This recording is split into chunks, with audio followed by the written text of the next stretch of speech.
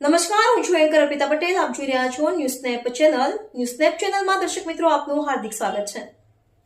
દરરોજ નવીન સમાચાર જોવા માટે સતત અમારી સાથે જોડાયેલા રહો.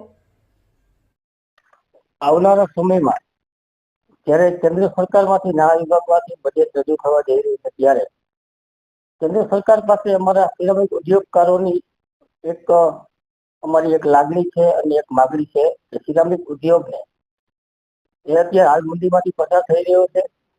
સિરામિક ઉદ્યોગ આપણે વાત કરીએ તો વિશ્વના બીજા નંબરનો એક મોરબી ક્લસ્ટર છે સિરામિક ઉદ્યોગનો.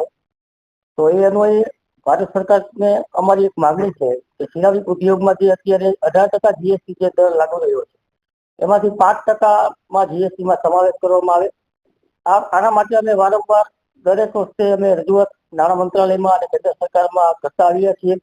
તો આ વખતે અમારી એવી ભારપૂર્વક તો માગણી છે કે સરકારશ્રી દ્વારા આ વિષય ઉપર ગંભીરતાથી લેવામાં આવે, 18% ને બદલે 5% જીએસટીમાં સમાવેશ કરવામાં આવે.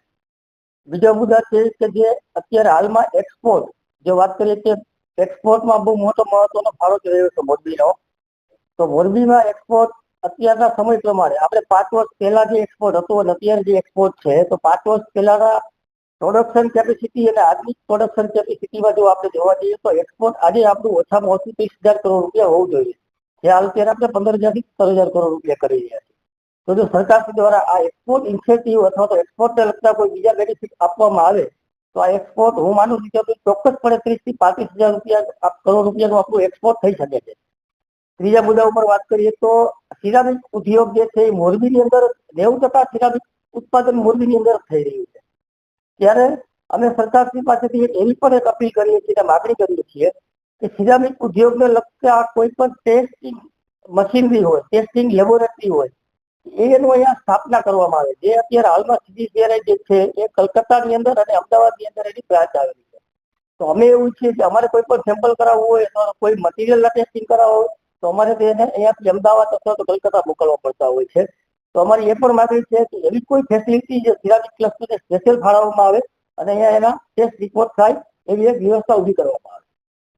આગામી સમયમાં કેન્દ્ર સરકાર દ્વારા જે બજેટ રજૂ થવાનું છે એની અંદર સિરામિક એસોસિએશન દ્વારા અગત્યની માંગણી કરવામાં આવી છે, જે સિરામિક ઉદ્યોગને વધુ બુસ્ટ કરશે અને આગળ જતા સિરામિકનો વિકાસ થાય એ બાબતમાં અમારી માંગણી છે કે અત્યારે હાલમાં જે નેચરલ ગેસ અમે યુઝ કરી છે, કે નેચરલ ગેસની અંદર 6% ગુજરાત સરકારનો વેટ લાગે છે. આ વેટ અમને બાદ મળતો નથી, એની ક્રેડિટ મળતી નથી. એટલે અમારી માંગણી છે કે આ નેચરલ ગેસને જીએસટીમાં સમાવેશ કરવામાં આવે. જે રીતે IOCL BPCL માંથી અમે જે ગેસ અત્યારે હાલમાં પરચેસ કરી છે પ્રોપેન LPG, એની અંદર જીએસટી બાદ મળે છે.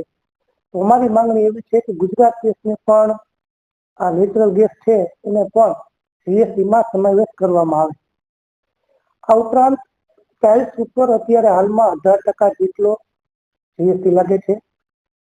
અમારી આની અંદર રજૂઆત છે સરકારશ્રીમાં કે બજેટની અંદર એનો સમાવેશ કરવામાં આવે કે જે ટાઇલ્સ ઉપર 18% જીએસટી લાગે છે તે બધું વધુ કહેવાય, કેમ કે ટાઇલ્સ એ જીવન જરૂરી વસ્તુ છે અને સામાન્યથી લઈને દરેક લોકો ટાઇલ્સનો વપરાશ કરતા હોય છે. તો ટાઇલ્સ ઉપર 5% જીએસટી લગાવવામાં આવે એવી અમારી માંગણી છે.